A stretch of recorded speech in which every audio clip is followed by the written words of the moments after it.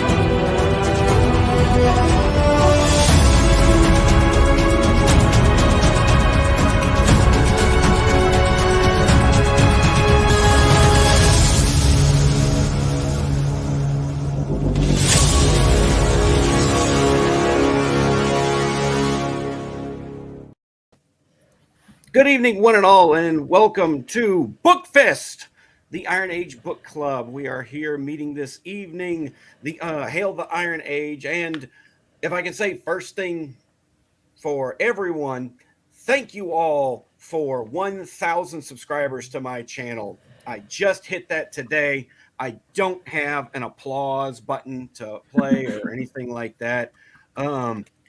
I don't even know if I have an appropriate clip. Most everything I Wait. I got you. Royce comes through. Clap. TJ, Katie, clap. You gotta clap. There you go. Golf clap. Thank you very much. I am very humbled and appreciative. I will probably be streaming 1,000 subscriber live stream tomorrow with an open invite. Anyone that wants to join, chit chat, shill their stuff. I love helping everyone shill. It's the best thing in the world to me. I'm going to endeavor to do the best that I can. This evening, I am on done with my 6th day of work, which consisted of 4 16-hour shifts and now 2 12-hour shifts. And I just made it home through some rainy traffic to get here. So even though it is like 7:40 at night, I am about to get wired. It's okay. I have been there, good sir. And hey, John, seriously, man, I saw you hit 1,000 subscribers, man. Cheers to you, dude.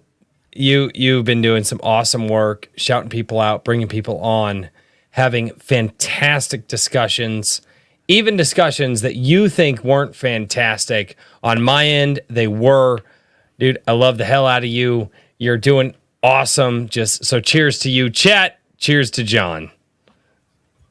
Thanks, man. I appreciate it. And absolutely. Katie, with the energy drink. I hope that was an energy drink. This is. Okay, but if I may introduce water.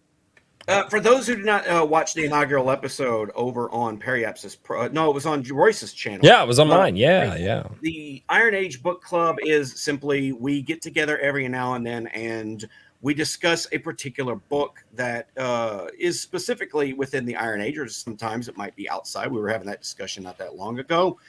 And last time we discussed Dan the Destructor over on ADrinkWithCrazy's channel. This one right here. That was a good little thing. But this evening, we will be discussing The Long Moonlight by the Herald of the Iron Age, Razor Fist. And thank you to all the Razor Force that have decided to show up. Kenny's got the hardcover. So do I. Ow! Screw you guys.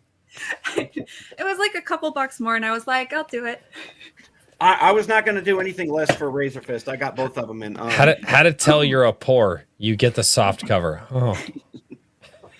The poor would be the ebook, which I don't know if that's even available. Is that available on ebook? I don't know. I have no idea. I hope not. I always say I remain poor because I get right. Before I introduce you guys, we're going to go to the chat, and hopefully my glitchy mouse will cooperate. If there's a little stall there, okay, this thing is awful. I'm gonna have to buy another one. I'm stuck on my screen. This is not good. Now it was storming here, so if I end up going off, which has happened before, y'all continue without me, and I will just never to jump on. And John, just so you know, I do have the chat pulled up on your channel as well as the chat pulled up on my channel. So if for some reason, I got you, dude. I got you. I hope so. This is, of course, when I have a lot of people watching this, I'm kind of starting to think there might be some kind of curse with my channel when it comes to being involved with this. Because I had audio glitches, now I'm having mouse. No. There we go. Right. In the words of the Boondock Saints, you have to fucking believe. I'm gonna go to the chat and say hello and see who is here this evening. Mr. John Henry says, "Good day." Razor Fist gave us the heads up. Hope you have a great day in stream. Peanut Gallery 4 is here. Okay, no, I'm not gonna be able to do this. I've got too much lag in my mouse. All right. I apologize to everyone. I can help you out if you want, man. I just need to go slow with the mouse, but I will jump to my super chats. Thank you for everyone who is here, by the way. Lance Corporal Hawk, a name I'm familiar with because I watch Razorfist streams, says, "Take my money, you newly monetized Chad." I will, thank you. And at some point, I may actually figure out how to get that money from YouTube. Oh, yeah, that's a long process. It's okay. I'm sure they're not going anywhere. Timo Berman, thank you for being here. Congrats on the monetization. I was actually monetized a while ago, but I've been working so much, I have not streamed a whole lot. I see a lot of familiar names, a lot of new names. RH Snow is in the chat. Herman P. Hunter. Cave to the Cross Apologetics is here. Robbo is here. Evelyn Music, James Aspara, Craig Allen, which that makes me laugh, and only me and him know why. JVP Music, Richard from Iron Age Media. Andrew Campbell is here. Thank you all for being here this evening. Paladin and Dragoon Rider, Stormcrow, and Fly Fox Pro. And Dave Browning over from my Facebook. Thanks for all the congratulations and everything. Let me hide the current comment. My guests this evening are to my side, this way, Mr. Royce from A Drink with Crazy, the wig of destiny himself. My chat might take exception to that. The wig apparently is a totally different entity than me. And from the website Periopsis Press, the website and channel Periopsis Press, Miss Katie Room, thank you for being here as well. Thank you. And Mr. TJ Marquis, a fellow author. TJ, tell the folks what books you've written, man. So the main series right now is Heroes Metal, How Black the Sky, Out of the Deep, Fear the Four Towers is the third book coming up pretty soon here. And then a couple of standalones, Life City, Bloodbane, Quest of Lance, a Gamelit, Pulp, Rajak Superheroes. Rattan is a YA style dystopian thing. And Coming to Power is a series that will eventually get more attention. That's the epic fantasy. Outstanding, man. Glad to hear it. I need to at least get one of your books. The only reason I didn't have you on my Summer of the Iron Age TBR list was because I didn't have one of your books to show off on camera. I usually like to have them. And for $4.99, Miss RH Snow, all hail the Iron Age. All hail my sweet peeps. Love you all so much. We love you too, Mrs. Snow. And it was a joy to have you on the stream last week. Mrs. RH Snow is a wonderful guest. And anybody who has a show needs to have her on. Oh yeah, that's not even a lie. Yeah, that's we made the mistake of doing Iron Age Nights the same night that you had Iron Age Snow on. That you had Mrs. Snow on it. It was great. But I went a couple hours before your show. You did, and yet people were just like, yeah, we're gonna watch her. Say that. I'm sorry. Don't apologize. Stop it. I try not to step on your toes, motherfucker. But you sound Canadian. Stop sounding Canadian. Oh wait, this isn't my show. I'm sorry. I'll behave. And, golly, and another. Okay. It gets tough, doesn't it? It's weird. It's even tougher when I've got a mouse that's not being cooperative and it's got a bunch of lag on there. You got to have a backup mouse. I've got my backup mouse right here if I need it. Well, when we get started, I may go ahead and switch over to my old mouse. Go Read Books is here. Thank you for being here, bro. So anyway, we are reviewing and discussing. Now, I should have asked this before we streamed. How are we going to talk about the book in general first and then get into spoilers? Or are we just going to be spoilers right from the start? I like the general format first for the people who haven't, and then we get into the nitty gritty and give a solid spoiler warning. Once we, I mean, I don't know. What do you guys think? 10, 15 minutes of spoiler free talk? I think we can muster that, right? What we can muster. So sounds good. We can go for a little bit, and we'll talk about the book in general terms without going into many spoilers. There's a whole lot to spoil, and for this particular book. There's a lot. There's some, spoil. But no, yeah, there's a couple. Some my ass. There's a lot. Anything with intrigue, yeah. Yeah. So there's twists and turns and things and stuff and whatnots, and the who's its. Don't forget the who's its. Those are very important. So, who wants to get us started with talking about the book?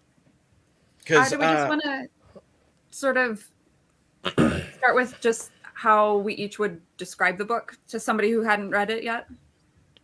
I actually had to do that today.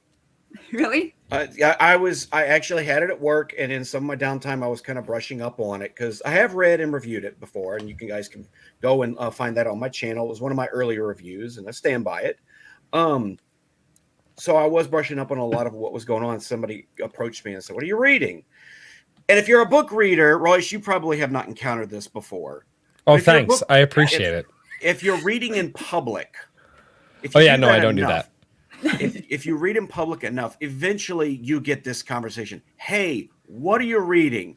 Mm-hmm. You get asked this enough times, and inevitably it goes in a lot of different ways, right? Because you're thinking, how much do you want to know? Do you want to know how's the book? It's like, and it's obvious you're like that much into it, just a quarter or so. Like, that's a lot of discussion that's a lot for a book reader. It's like we're trying to decide how much to tell or.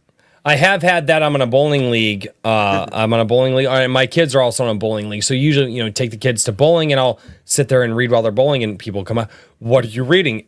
And I generally start off, and because I cover a lot of indies, it's a new author. It's a young author. This is their first book. This is a basic. It's either a sci-fi or fantasy or pick a genre. Yeah. And I just kind of leave it there. And if they're interested, they'll ask more questions, but I try to leave it vague. That's how I put it. Someone asked me, what are you reading? I said, well, it's a crime noir. I try and simplify it as much as possible because most people are only going to want to hear about the genre. What is it? What it's about? I said, it's about a thief. It is about a thief. It is a crime noir fantasy. That's how I described it today. Mm-hmm. And that seemed to satisfy him. He thought, it was interesting. And he kind of went on with his life. Some people will sit there and ask you, what's it about? Okay.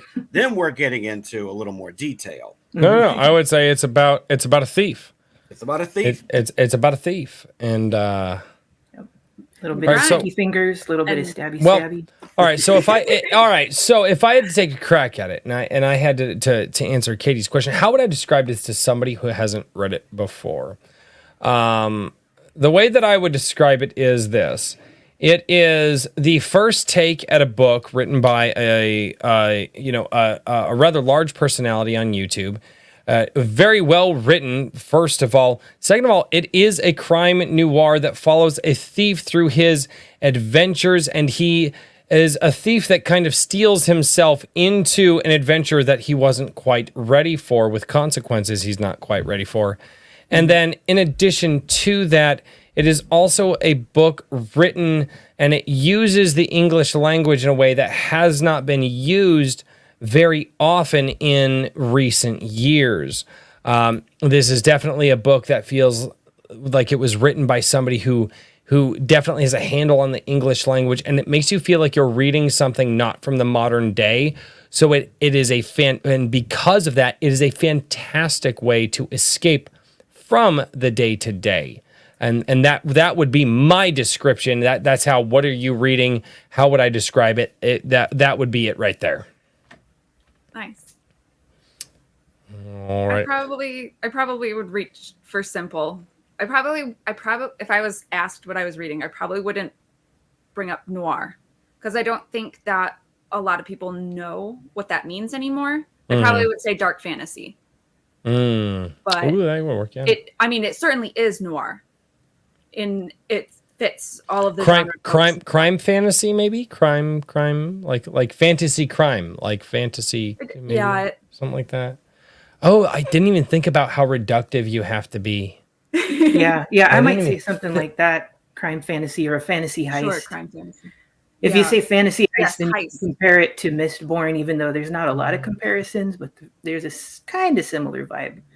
He's just more pulpy, not as nitty gritty. Didn't even think about that. Huh. All right, now I'm back in business.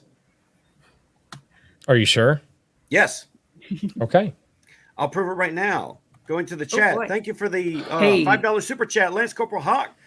You take your money at the end of a 6-shooter like Outlaws of the Old. Can you tell I'm excited for Razor and George's Ghosts of the Badlands, which is the preview of which is available in Anvil magazine, which I still have to read and review. Always within reach. This is my custom copy. It's. I don't remember that being part of the stretch goal. I heard about it, but I hadn't seen it. Very nice. And another I will never open this damn thing. Pounds, proper money. Bouncing boredom for the new mouse fund. Thank you. I very much appreciate that. Okay. I'm sorry to interrupt. We're back in business. I can now scroll the chat like a gentleman, an aristocrat. Okay. So where were we? TJ. Yeah, we were mostly through it. And I gave a little bit of feedback there. My real I don't think I can perform it. My summary is at the end of my pulp review that I dropped earlier today, which I got the line in like one take. So I was pretty happy about that because it's long. I'm not going to try to do it right now because I'll fail. But yeah, normally if I were asked by someone in public, I would make it as simple as possible because, like you said, people just don't know. So I'd probably say, like I said, fantasy, crime fantasy, fantasy heist. I'd say it's fast paced, lots of not necessarily lots of action, but a good bit. I think it's pretty balanced on that front. And I'd probably mention the noble thief angle or honorable thief, however you want to say it. That was an interesting. Ooh, that's a discussion we could have. I described him as a thief, but not a cutthroat. And that kind of lines up his both his goals and his characters really good. To a certain point. To a certain point. You know, he's capable, but he's not an assassin. He is and he's skilled, all right, but he's not overpowered. No. And I feel that Razorfist did a fair job with showing that regardless of who you are as far as a character in the book, no one is safe from injury. Right. No one pulls off the perfect thing. Nothing in the book goes perfectly the way that they had expected it to go. And funny enough, the characters in certain scenes kind of expected things not to go well. Like they were realistic about the expectations, which was nice to read. At least that's what I got out of it. I don't know if you guys got the same thing. I literally just finished the last 10 pages like 45 minutes ago. So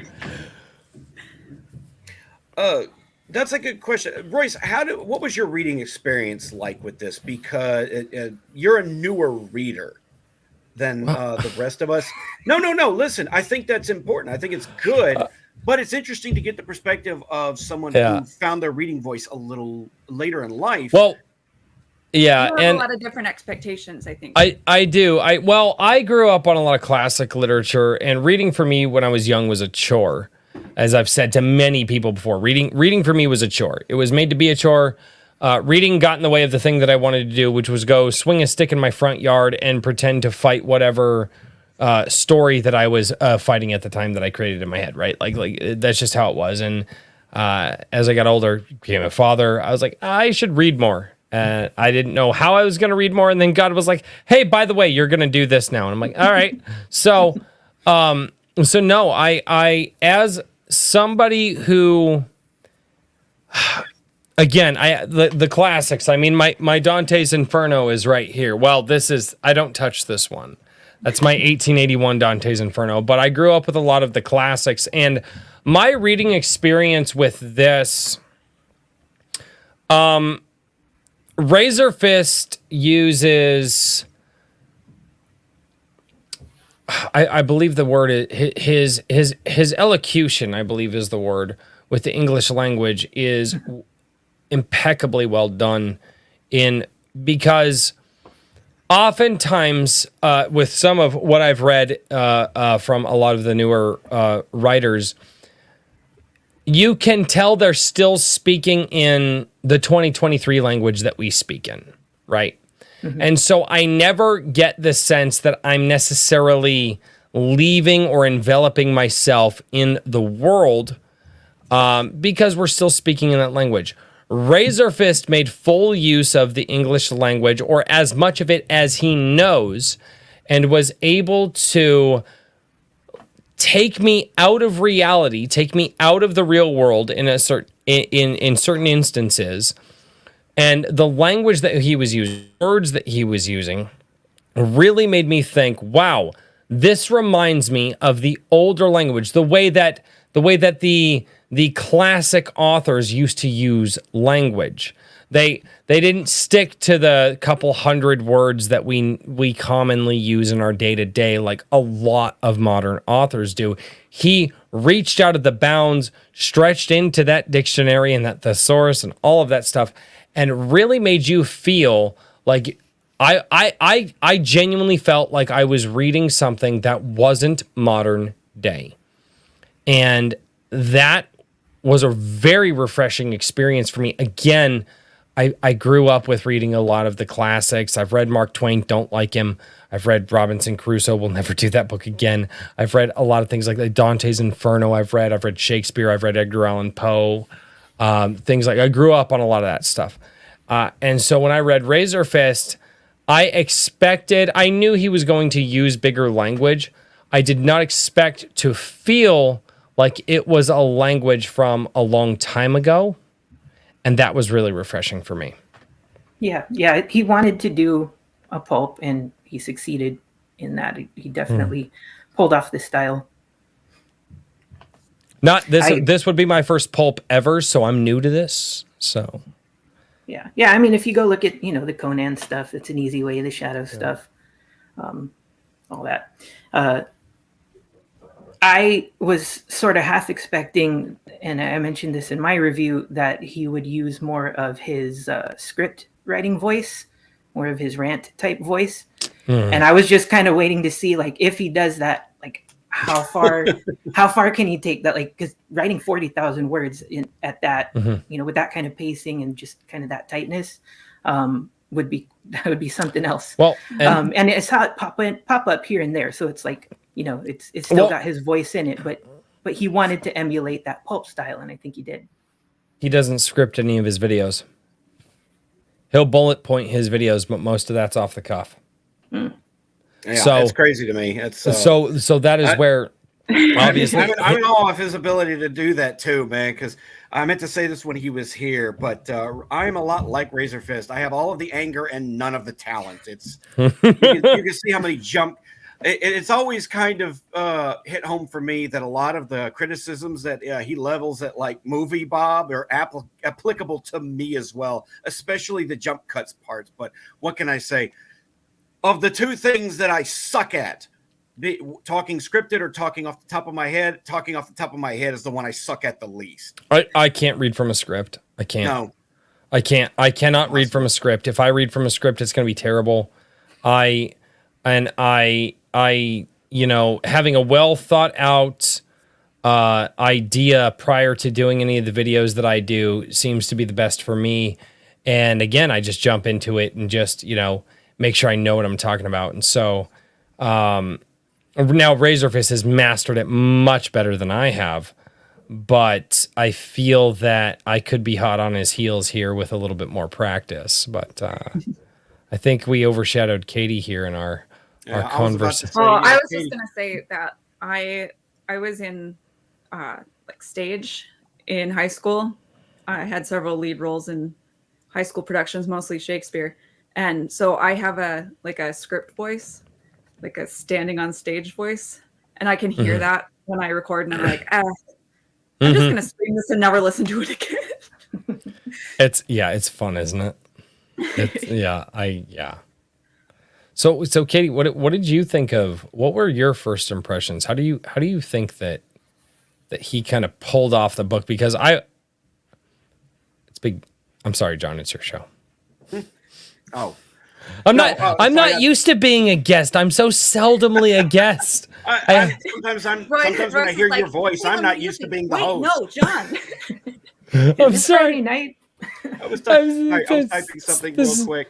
It's a Thursday on John's show. It's not a Friday on mine. What am I doing? I will say this from my part, because bear in mind, everybody, and I mentioned this when Razor Fist was here. This is Razor Fist's book. This is what I'm used to reading. Okay. This is also a good book too for anybody who likes the big chonkers. I do like the big chonkers. I'm sorry, Razor Fist. I know you're not a fan. It's what I grew up on, and I'm kind of a product of my scene. But so it was interesting to go from the kind of narratives that take their time to breathe and expand and add, and add. And he's valid when he's, talks about the doorstopper fantasies can be filled with bloat and a lot of unnecessary introspection, things that are completely not always necessary. And if you get really good editors, they can parse that down to a much more manageable rate. That's where we used to have the pulps kind of transformed into the where's it at? Like the old school mass paper trade paperbacks.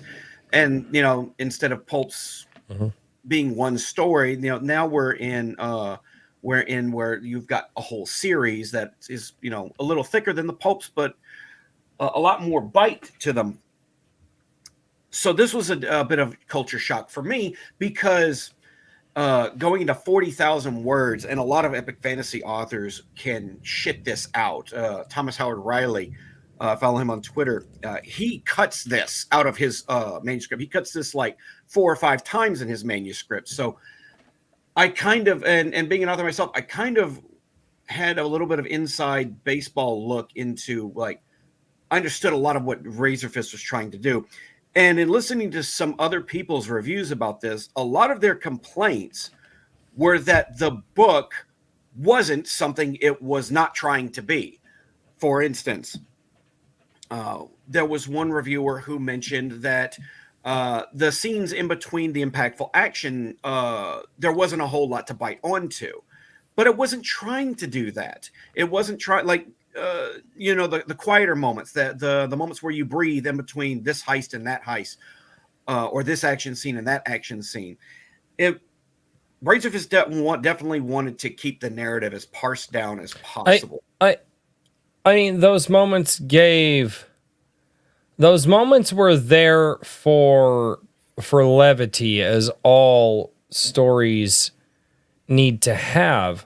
I don't, and maybe I'm misunderstanding what this person was saying, but you couldn't sink your teeth into a moment of levity or a moment of quiet. For instance, but you're right. They're there. I could. I'm saying the reviewers that I looked at, okay, they didn't understand. Or for instance, when later on in the book, and this isn't much of a spoiler, when they're going on their when they get hired by the crime boss, right? And they start going on their heists. Careful, we're getting into spoilers. No. This isn't. They go on. There's heists in this book, everybody. There's heists. It's a crime noir, people. Right. There's heists.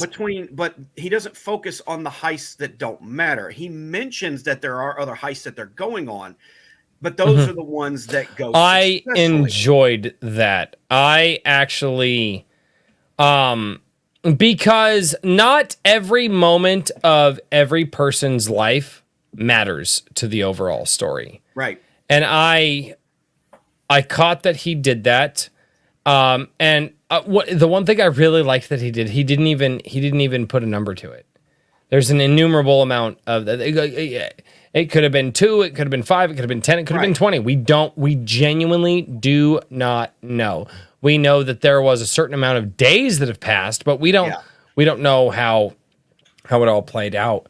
And I really like that he decided that the moments like that need not be painfully addressed, because I felt that it would have been. I felt that would have bogged down the story quite a bit. Yeah, some readers are just used to those sections being 20, 30, 40 pages. Yeah, or a whole which chapter. is and often too much. Yeah, and that's what they're looking for, just because it's what they're used to. But those the scenes with downtime still serve the same function. They just do it faster. May I ask you much better readers a question? And so in modern gaming, there seems to be this problem of hand-holding people through modern games, hand-holding them through tutorials or the rest of the games. And when there is a game that doesn't hand-hold somebody all the way through to the end, modern gamers are not used to that. Is there something like that with modern novels? Because one thing that I recognized, and I felt it as a breath of fresh air, because I'm paying attention to all the things that I was, is it didn't feel like Razorfist wanted to handhold his audience. He gave you the information, trusted that you would understand it, and let you go through with it. Do you feel like there was any handholding in this book? And if there was or wasn't, do you feel like there's handholding in a lot of other novels that might put readers off? Does that make sense as a question? Over exposition. Yeah. Yeah. No. No. Nice and lean. No. But so are there other books out? Do you feel like other modern readers want more, and they want to be told more instead of shown more in their mind? Or I always say that Trad Pub right now is like Mama Bird, chews everything up and spits it back to you. It's very, very polished to the point of goes down way smooth. You don't ever think about anything outside of the narrative. Something like the Long Moonlight, absolutely, there is not like that. That's not to say that it's bad, right? It's just not going to be that smoothie of a drink, right? It's going to be something with a little more meat to it. You have to chew. You have to think about things. Which do you think you prefer? I prefer indies. So like, so you do prefer the more meaty, the things that make you think a little bit more. There's just more creativity in general in indies, and that is going to cause you to think more. Yeah. But if you are somebody who does a lot of traditionally published reading, switching to indie is a bit of an adjustment, because you're expecting that effortless, don't think about anything experience, and you get something quite different, even with the best. So is that something that, just because I grew up on a lot of classic literature, and that's why I feel like Razorfist this book fits in with a lot of the classics that I read, because those guys weren't polished to the modern day. And I've not read a lot of the modern day writing. And so and it's not just like language, right? With Trad Pub stuff, the pacing is like micromanaged, right? You need to spend more time here, less time here, all the way through. Every beat of the story is exactly where you expect it to be. And a lot of modern. Sorry to interrupt, but a lot of modern books are so polished in the editing process that they're almost overly edited to where some of them can almost read like a Wikipedia article, where they're just describing things that happen, and the author's voice is lost. The big book I just showed you, Illborn by Daniel T. Jackson, that one is one that takes its time with developing its characters. And I feel like an editor would have essentially butchered that book because it parses down so much of the narrative. It would have chopped down so much of the narrative, but you would have lost a lot of that really deep characterization that really worked for me. Whereas with Razor Fist, what I recognized was that some reviewers were like, "Hey, it's kind of hard to say without going into spoilers." They'll be like, we "Hey, could get into spoilers. It's your show. We can go whenever we want." I'm going to do that. So everybody listening, and thank you all. I do see everyone in the chat. I will answer that real quick because I saw, where's my super chats? There they are. Left $5. Left Eye Ego, my good friend. He'll be streaming with me and Royce, AJ, Abomination AJ, and Anime next week for our ISOM number 2 breakdown stream. We're getting into that, are we? Oh, nope, not that ISOM. That's the old ISOM. I still have to read and review. Nope. Wow, you would think I would know how to do it. Wow, There you go. Got to get better with your shilling, man. Come on now. So, but don't even at me, bro. Before we get into spoilers, I think you guys might be interested to hear that I'm a little bit on the opposite side of you guys. So obviously, I liked the book. I reviewed it, and I only review books I like. I thought it was short, and I think it was because I wanted stuff in the interim, in the places where there wasn't stuff. That is not what Razor Fist wanted as an author, and a lot of his readers are going to be perfectly satisfied with this book. Yeah, I think that and this is like a personal preference thing, right? This isn't, but I think that there wasn't quite enough time for me to be convinced by like the romantic element, or to like I needed more time to anticipate heists to get tensed up for them. But I think that the book is what Razor Fist intended. It's like I'm not saying like these are faults. And I think that that leads into what I was saying earlier, is that Razor Fist kind of cut a lot of the fluff out and trusted a lot of the readers to understand all of that was there. And especially, and the one thing that I very much paid attention to was the dates that he put at the front of every chapter.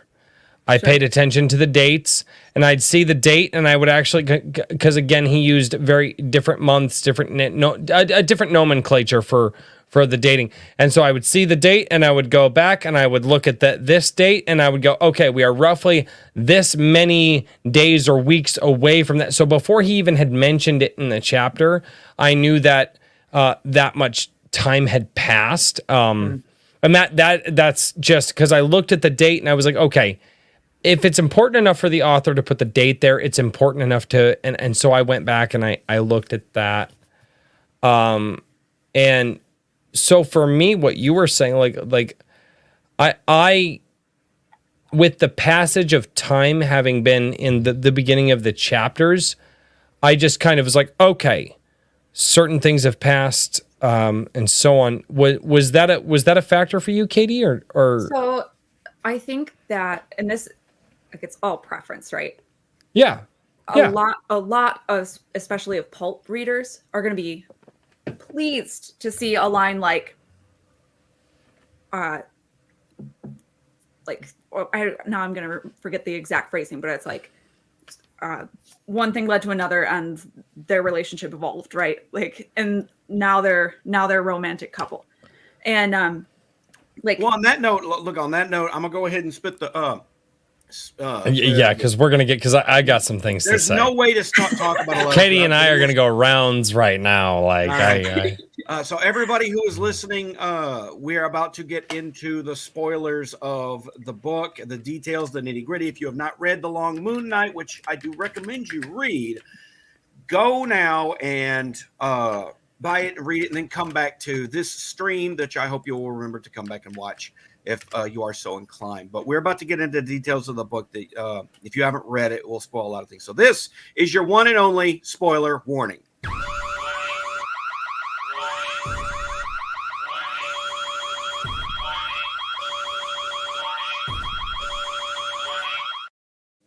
I didn't know you did that. I didn't know you had that. Somebody's watching through their speakers right now.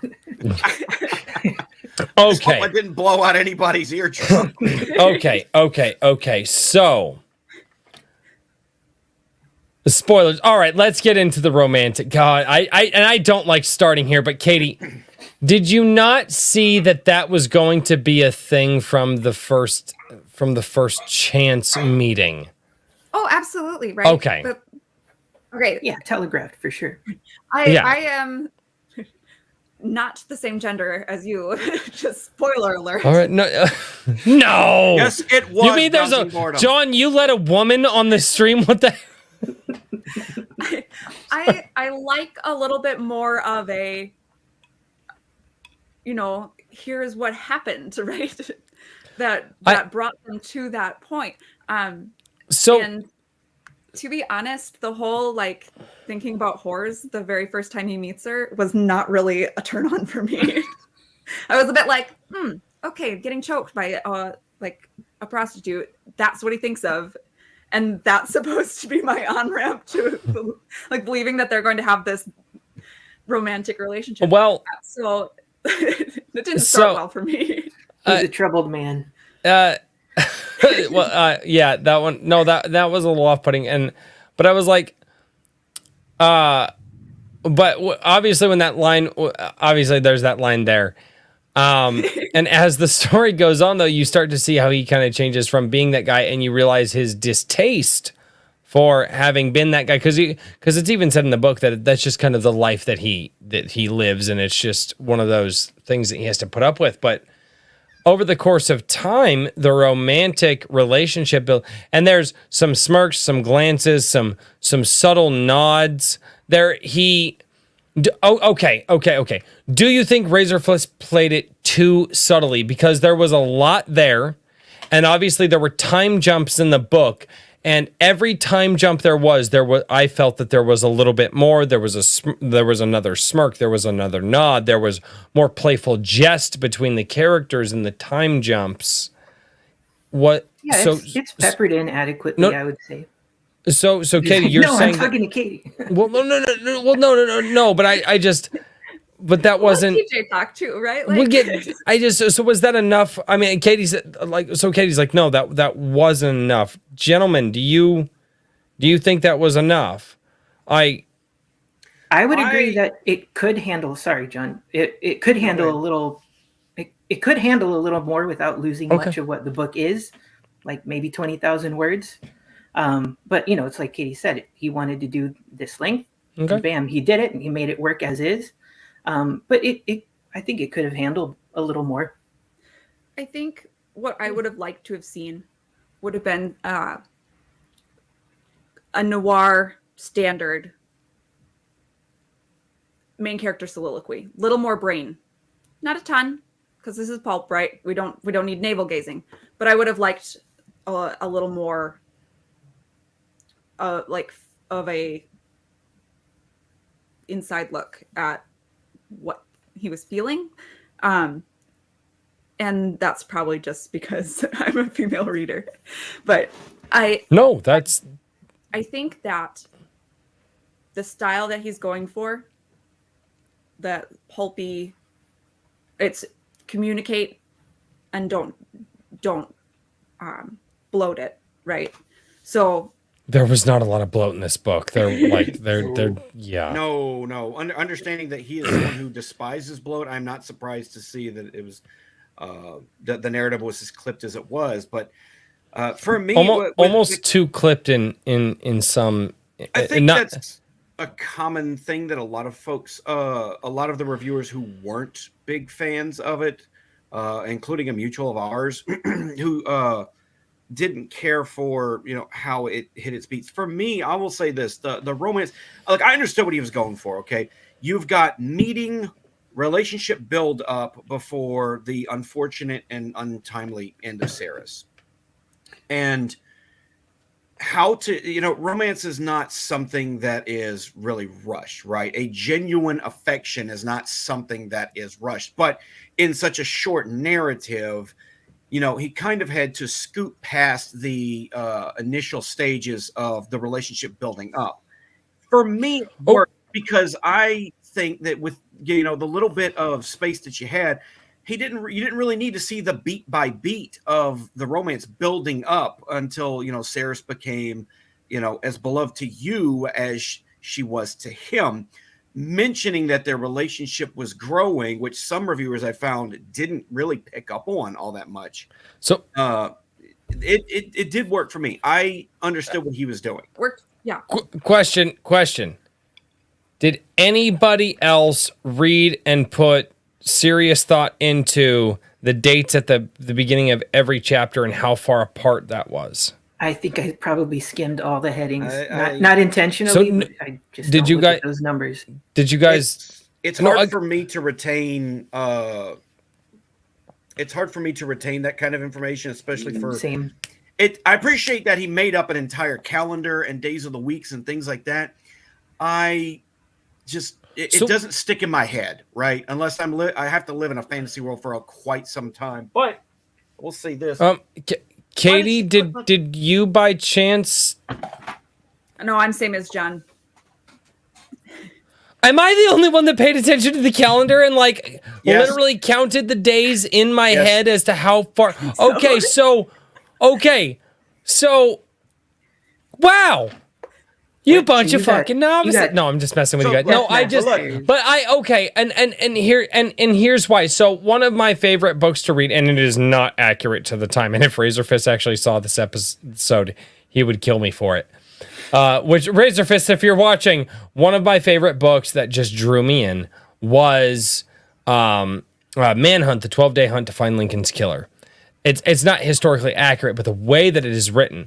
And reading those dates at the beginning and knowing, okay, this many days apart, here's how many actions. And so having a book like that in my repertoire and a couple other books of the same thing, where you had authors put the dates so you could establish an amount of time in between current event and past event, that actually contextualized the romantic relationship for me. And so when it was said that, they, in the last few weeks, they'd gone through this stuff, I knew how many days that was. And based off of the first chapter or two, that contextualized how much that can happen in a certain amount of days, I understood. I used those date marks as a very hard-hitting thing for my read. I really did use that as a way to make sure that I didn't show up here, one, like a scrub, and two, that I could have somewhat of an intellectual conversation with actual intellectuals. And I mean that sincerely. I say it jestfully, but I mean that sincerely. Is that an odd thing to do? Because again, I'm like the new reader, as John described. Like I haven't read books since I was in high school. And now this last year I've read 3 or 4, which is the most books that I've read in my adult life. So being the new reader, is that an odd thing to do, to take the dates and the headers? It's a cool bit of world building. Yeah. For the readers that resonates with, that's really important to them. And I will say,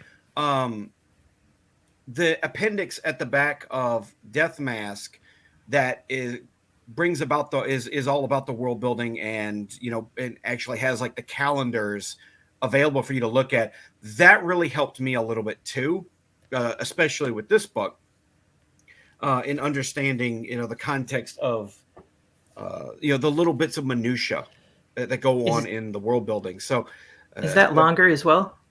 It looks fatter. I think it's a little bit longer. It is fatter, but like the back, maybe 20% of it is the back 20% of it is the appendix. Okay. Which is really cool and has some really nice appendix. art. Yeah. I like appendix. Appendix makes mine.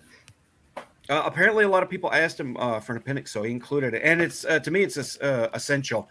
I may go back and like reread this after I've have read and digested the appendix to such an extent that those things stick in my head a lot better. And then I'll probably get more of the context of it that resonated with you, Royce. I have trouble keeping my own week straight. So yeah. Oh God, I am not that person. I am not that person. I am so agonizingly I always tell my wife. I've literally told my wife at this point just baby, make a Google Calendar, send it to me on the Google Calendar, send me an invite. It's that because I want to make sure. But so as an example, chapter 3, you have May Day, 26th of Antillion, 1856, and that's chapter 3. Chapter 4 is Ash Day, the 27th of Antillion, 1856. So I know that chapters 3 to 4 take place within roughly a day, not necessarily an exact 24 hours. And you can kind of fill in he obviously didn't put a timestamp. Oh, it was this hour of this day. Yeah. But roughly in a day, within 12 hours or 18 or 24, or however long his days are, could be 36-hour days. I don't know. Roughly, they could accomplish that. And I remember as I was reading, I would read the new day of the week. And I would go chapter 5 is Lore Day. This is honor and thieves, and this was actually this is the chapter where the romance you started to see it. But this was the Lore Day, 10th of Vilnas, 1856. So we know we've gone from the 27th of one month to the 10th of another month.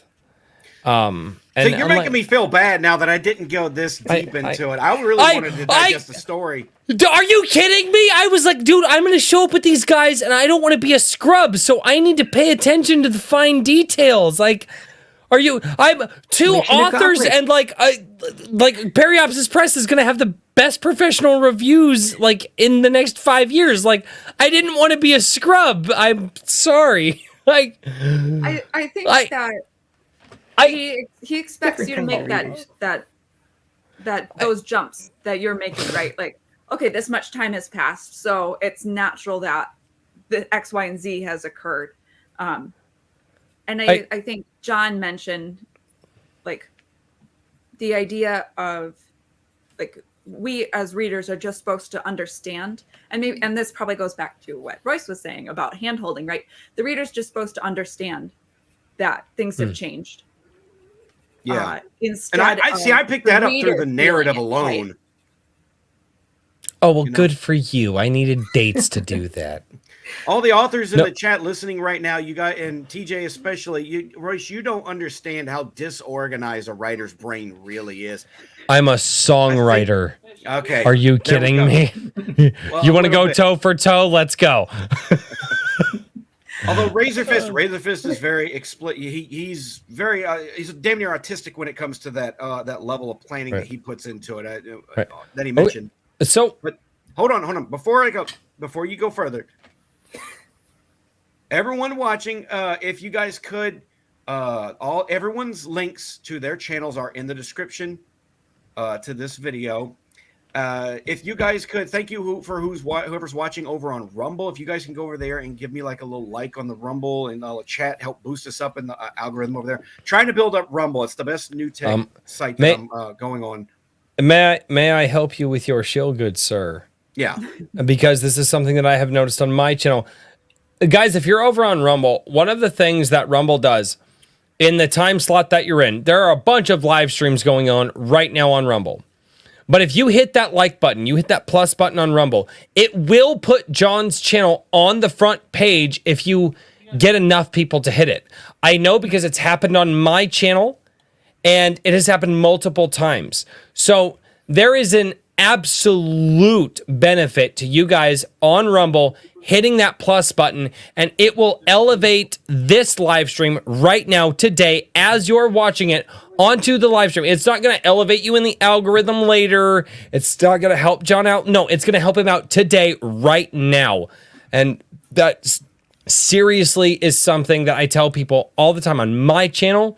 And I want to tell everybody on John's channel, if you're on Rumble, even if you're on YouTube, go to Rumble right now, hit the plus button, just hit it. It will elevate him in the ranks, and it could potentially put him tonight on the front page, which will bring more people to John's channel. And that's one of the best ways you can help him grow over there. It's absolutely worked for me, and John is a much better man than I, so he deserves it a lot more than I do. So go and hit that plus button on Rumble and get other people to hit it for him on Rumble. I appreciate it. You missed your calling not going into radio, dude, for real. Construction pays more money.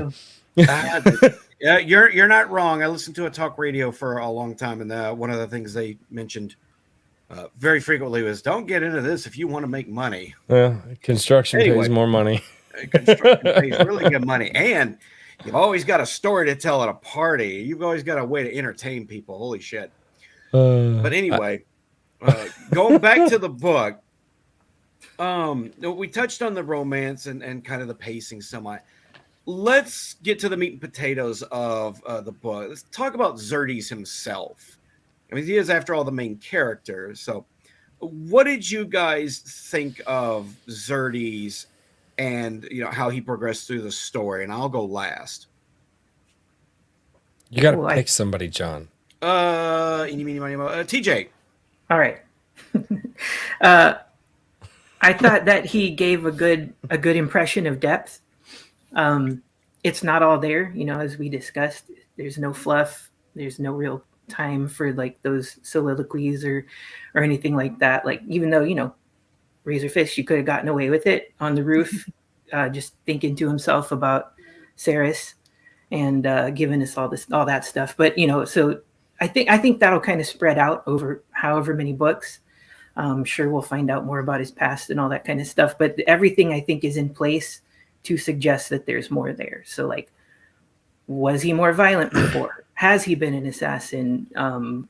Why does he know about certain aspects of the magic?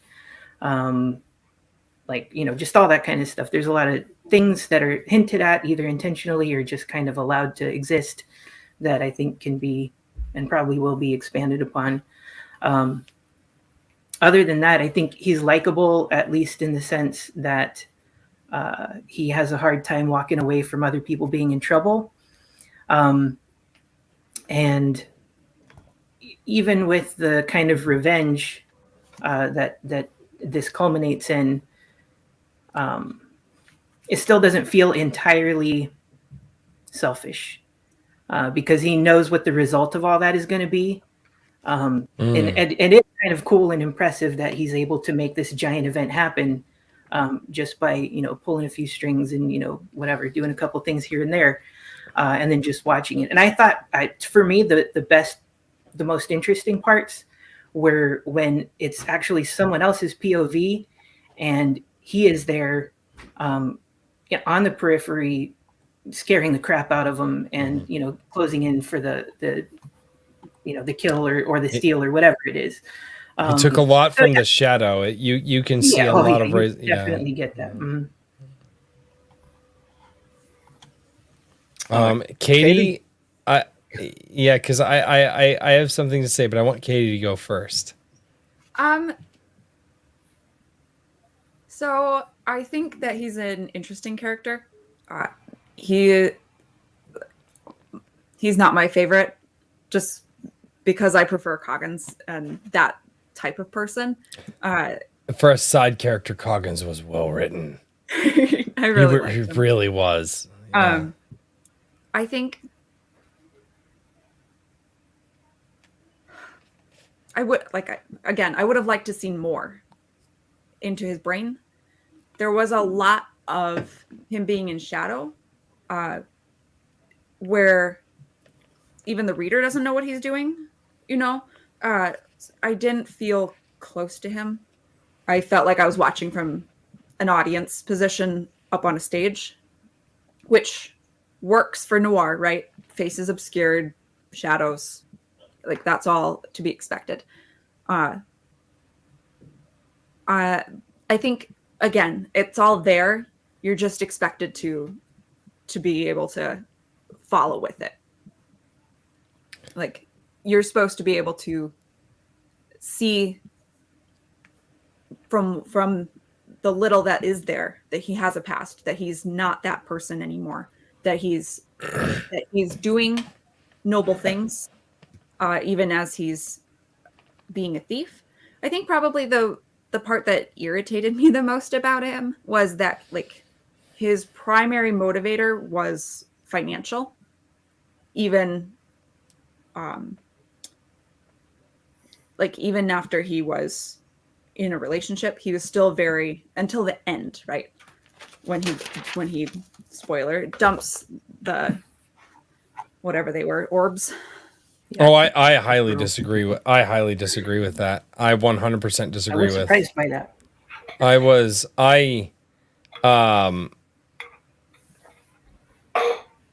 So you disagree with me that he was financially motivated?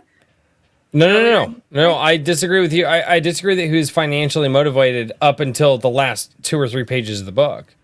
He was financially motivated until, because again, it was a thief's retirement was the chapter, and at the end of that chapter, he is no longer financially motivated. He is actually motivated by wrath.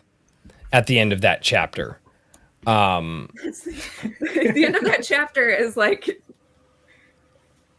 Mm-hmm. What is that, like 3 chapters from the end, right? Yeah. But again, we're talking about a very short book. So we're talking about, he is financially motivated 70% of the book. You have the plot twist that happens. And at that point, after, not when he releases the orbs, we're not talking about the last, 2% of the book. We're talking about the last 30%. The release of the orbs is proof that he's no longer financially motivated. And that doesn't come to the end. I highly disagree. Okay, where would you say, as a reader, you see him no longer financially motivated? I see him as no longer financially motivated when he no longer wants to touch the money that was given to him in the purse. Okay, and doesn't want to spend it. And that was in chapter 8, I believe. I still stand by my statement that it makes him difficult to connect with. All right, so I connected with the character a lot. And the reason that I did is because Xerxes is a man who lives in the day. He lives in the moment. He doesn't live in the past. He doesn't live in the future. He lives in what he is doing right now. That is what I got from him. He would have memories of the past, as everyone does, but would not let his mind flutter to those and would not let his mind flutter to the future. He was very much in the moment. As a thief, you kind of have to be, right? It comes along with the trade. It's, am I making too much noise? What's going on around me right now in this moment? Again, lends itself to the thief character. I felt that he was very relatable in that sense because obviously I don't do it as well as a book-written character. I'm not a book-written character. I'm a human. But I do live my life a lot like that, and I do focus on task at hand. Right, it gets me in trouble a lot with my wife. But task at hand, things that I'm doing, things I have to go for, I will lay it out. I will focus on the things around me. I won't let my mind drift. I try not to let my mind drift to those certain instances. I found that for the task-oriented person like that, where you are in the moment, you are in the present. Xerxes actually struck a chord with me quite a bit in that instance. I also, again, when that plot twist happens, when that moment happens, he, funny enough, is no longer the man who lives in the moment. He is now a man who has a plan for the future and lives for that future moment, and everything in his being is directed towards that future moment. So he actually changes mentalities after oh God, what's the word? Come on, I thought about the I thought about the word or whatever. But after the quintessential moment, after the moment after the plot twist, right? He changes. Up until that point, he is a man who lives in the moment and not for the future or for the past. After that, he is living for a future moment. I mean, it's a moment born of wrath, but he is living for a future moment after that point. And I did feel that was a really, really, really subtle thing that I don't know. Maybe it wasn't so subtle to me. I saw it as soon as it happened. But all right, Katie. All right.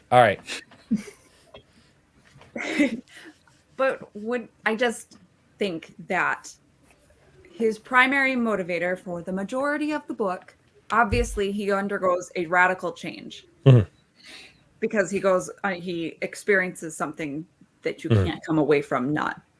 I mean, spoilers, right? Like, he dies, and in a very gruesome way. Yeah. She's murdered. And it's almost not described until a little bit. Sorry, go on. And even then, it's still it's subtle enough. It's like gory without being gory. I thought that was pretty good. Yeah. But his primary motivator is to get money. Like, and that's it. And I don't have, like, it doesn't go beyond that, I guess. No. His primary motivator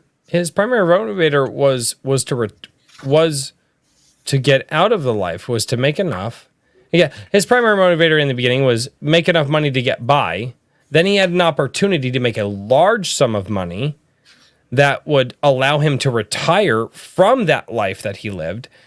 And then he was planning on retiring, and then obviously the catalyst, that's the word. God bless it. I'm a construction.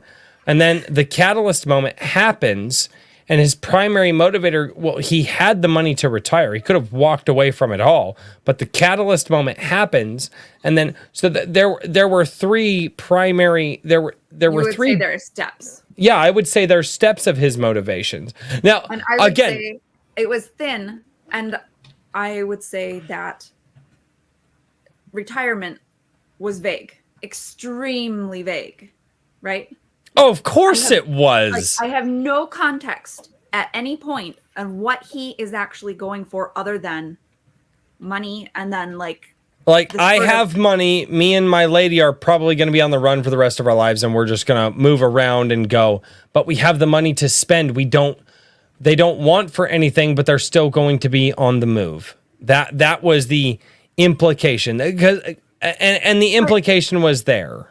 Yeah, and I guess my point is that even if you take into consideration like the evolving nature of that, I didn't find him very sympathetic at the beginning, and I wasn't really. I'm sorry. What do you mean at the beginning? Please. I mean at the beginning when he's motivated primarily by money and nothing else, and then as we're moving forward. Well, I mean, there's not enough. That's to me. That's because he's a thief, and obviously we're not thieves. So right. we're not going to relate to somebody whose primary motivation is I need to steal your shit. You don't need it, so I'm going to relieve it of you. I'm a very honest person at heart, but I also don't mind getting into the mind of a character in order to understand their motivation, even though I understood where he was coming from. Like Royce said, hold on. He was don't give me that look. Hold on. Don't you tell me how I should look at you. It's my look. I get told. Look, I'm tired. If I lose this thought, I might not get it back. Boy, it sucks to get old. It also sucks to work so many hours. I lost it. Fuck you, Royce. Thank you. What was I saying? You're getting into the mind of a character. He is a thief. And I understood what his motivation was. Like you, I believe, once, but I think that was important to kind of take away the external motivation he had and unfortunately it was with Ceres's death. And then it became very personal, and then it became more of a revenge story. And that I felt understand because that's what we writers do. We fuck with your emotions. We in almost a lot of ways we manipulate you into feeling the way we want you to feel. And that, well, not Katie, I have to say something in your defense. Katie, I have to say something in your defense. Because John just said some things. It took the death of a lover for him to let go of his motivation of money. They call it fridging. They fridged the girlfriend to push him. But honestly, he found something that was worth more to him than the money. And in taking that away, but in the interim between him actually seeing her dead, and he was focused on the pain of like her backstabbing him, her leaving him, her taking all the. But his primary focus was the money. But it was not. But his focus was a lot of the money. He was like 50-50 there. Like, oh my God, what if this woman was betraying me and all that? I mean, we're humans. Hey, we are in the spoiler section. I'm sorry if you joined after the official spoiler warning. That's what the banner at the bottom is for. I am very sorry that got spoiled for you, bro. Yeah. But in the defense of Katie, like he went from money to, oh, I could do this thing with this person as long as I have the money, to, oh, she might have taken the money from me, to, she's dead, I don't care about money anymore, I'm gonna murder these motherfuckers. Like, and that literally all and because it's every chapter is about 10 pages. That whole transition happened in 10 pages. So in the defense of Katie, that whole everything I just described happened in 10 pages. This is where the extra however many thousands of words could have come in handy. It's understandable. I felt that it was okay, but I'm an idiot. I don't. Well, so I love short stuff right now because I have twins and 2 crazy boys and other stuff to do and my own novels to write. So when it's short, I'm like, I can fill in the gaps. If there's gaps, I don't care. Like, I just want something to read, but I need it to be snappy. And that's an important thing too. Is Sarah Douglas, one of my favorite authors? One of her best bits of writing advice was to make the reader's imagination work for you, and that you do not need overly long descriptions and purple prose. It has its place, as it's been mentioned in the chat earlier, but at the same time, the example she gave was like this long paragraph overly describing a room, and then she shortened it down to just a couple of sentences by using the right words and the right descriptors, which Razor Fist uses to, I think, great effect. Almost a little too well, because he definitely used a lot of words I have never seen before. But that's why, to me, reading this book slowly helped. I think he could have described rooms a lot less and described people a little more. Well, I felt some of that. You could attribute that to the fact that this is a thief whose shoulder were over most of the time. So like that's what he's going to notice, right? Yeah. Like where are the exits, where's this and that. Yeah, a thief is never going to have his back towards a door. Like he's not. Yeah. No, you're not wrong there. Yeah, and I think the takeaway from this conversation is that Xerxes is a very well-realized character, right? We can argue about it, but like there is his traits are not what we're arguing about. Like, No, we all agree. Yeah, and that's one of those things that obviously. So if he is a well realized character, then obviously Razor Fist accomplished his job there. And I wanted to ask this question as you get into the later, and it's a short book. It's 113 pages from open to close. As he gets through it, he does sprinkle in and add new characters such as the calligrapher, the guy, I'm sorry, not the calligrapher, the forger. Mm-hmm. And he starts adding in new characters here and there, sprinkles them throughout. How do you feel that the subsequent, not the big characters, not the two crime bosses, not Cirrus and not Xerxes, how do you feel that the other named characters in the book were introduced? I personally actually thought he did it really well. In his introductions, he didn't do too. He did do, if it was going to be a short introductions like the forger, or like he was, the guy was given a couple pages, and it was. How do you feel he did with the other side characters? I'll say Coggins wasn't bad, but I was so invested in Xerxes that I was almost not interested in what Coggins was doing. Really? Yeah. Dude, I cracked a smile when Coggins, like when he started describing how Coggins' mind worked, I cracked a smile. I was like, it's the Sherlock Holmes. He was the Sherlock Holmes of that universe. Yeah, and I'm not saying he wasn't important. I just saying I was just more invested in Xerxes. Mm-hmm. And that's a good thing. That one of the good things Razor Fist did, he gives enough description to paint the characters when they show up, even ones that might not be necessarily important enough to stick around for a while, like the snitch that gets offed in the very first part of the book, right? I think it was Lark. I can't remember. He gets offed by Psy. Huh? Myron. Like, yeah. Was that right? Yeah, I think so. He gets killed very early on, but you get a really good sense of, what he looks like, and kind of, he's cowardly enough to give up Xerxes' name right before he's killed.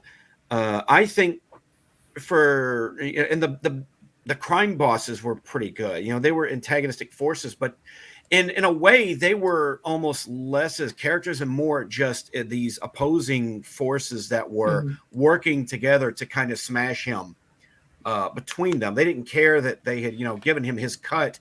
They still wanted that loose end tied up. And for my money, the best side character was Damien Lucard, who was one of the assassins that was sent after him, because Damien Lucard represented someone who was skilled enough to be a true danger to Xerxes, schooled in the ways of bladecraft that Xerxes himself was skilled at. But when that fight began, he very classed, and it's like, oh shit, if I'm not careful here, this will be the end of me. That was good. Yes, that was such a good I love the way by that the scene skin ended. of his teeth. By the skin of his teeth. I love. Can I gush over how that ended, please? Because that was possibly my favorite scene in the book.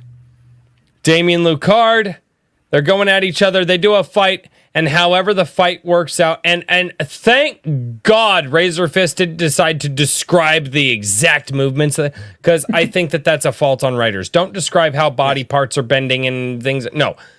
Damien Lucard gets pinned to a wall, and there's a knife through his side, one of Xerxes' daggers, and he's pinned there, and he's trying to move, and he's like, oh, this isn't a good thing. I shouldn't do it.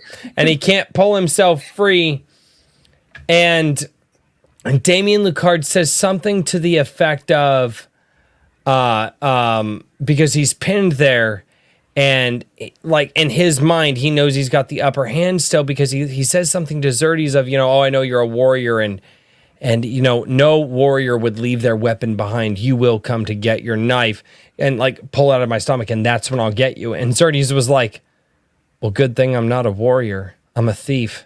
That's my 4th dagger this year. And walks away. And I was like, oh, the guy mic dropped while he pinned a dude to a door with his dagger. Like, I loved that scene because, again, it showed that in the moment character of Xerxes to me more and more.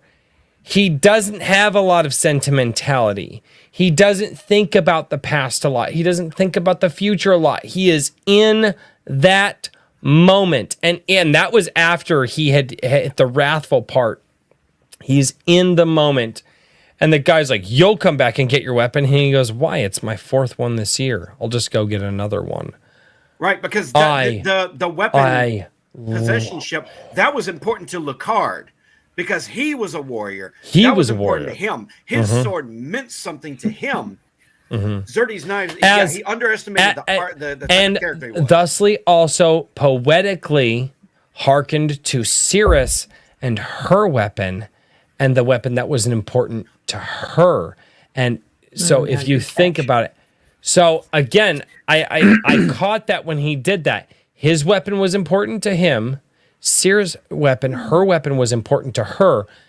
Xerxes stole her weapon. She got it back, right? He still does not care for his own. All of that wrapped up, I felt that was just, I don't know if Razor Fist intended for that. I could be reading more into that. But when that moment happened, that my mind just bounced to those 3 things. And I was like, this is awesome.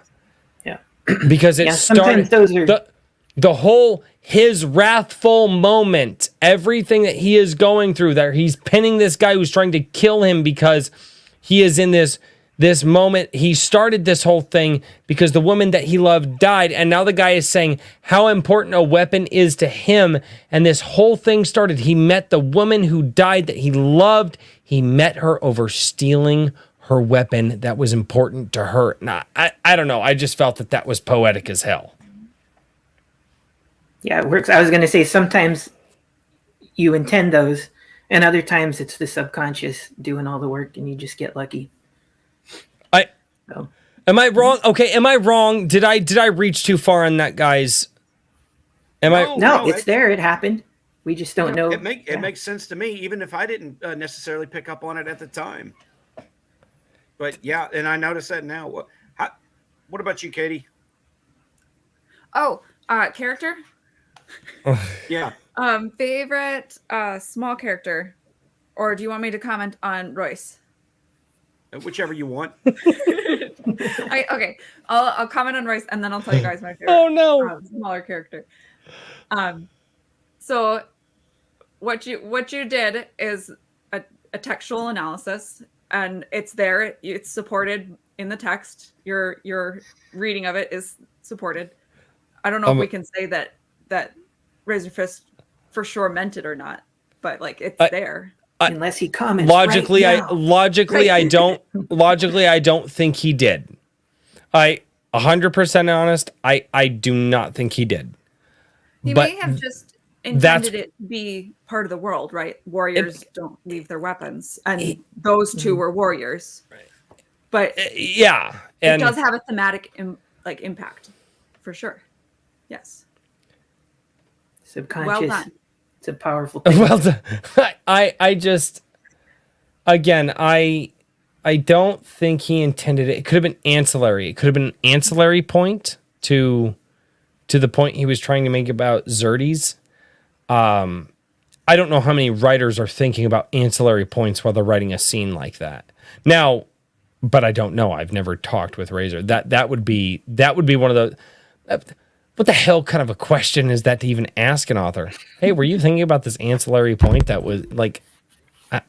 That's a fair one. Not always, but I can tell you this, Royce. The best thing that most authors can hear is that you picked up on something they didn't even intend. It actually occurred to me today. Someone with my book sent me a a comment and said, "Hey, I picked up on this," and I'm like, I didn't even intend that, but now that you said it, it's absolutely true. That's cool. Yeah. It just means that a same book can be different things to different people. And I think that it's important to acknowledge that and not dismiss it just because the left is so passionate about reading their own stuff into classics. I think you have to be able to support your position with the text. But it is true that things can exist in the book without the author's conscious, full intent.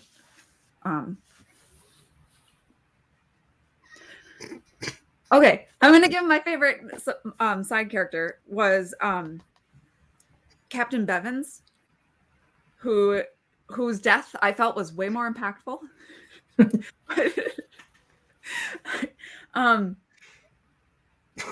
So he dies at the end, and he has been sort of following Lieutenant Coggins around, and he's like a younger city guard member. And he, at the end, you find out, spoilers, that he started getting paid, taking bribes and stuff. And then he gets killed to protect people who are higher up. And I think that his arc sort of in the background, even like Coggins exists for most of the book in a sort of separate sphere, sort of running alongside. Yeah, he's coming along in the aftermath of whatever Xerxes is doing, trying to put it all together. And then to have this side character to him having these life events and then dying. I thought I liked him. How do we feel about Ceres? Because she was essentially, she was a side character, but she was essentially the co-star of the adventure.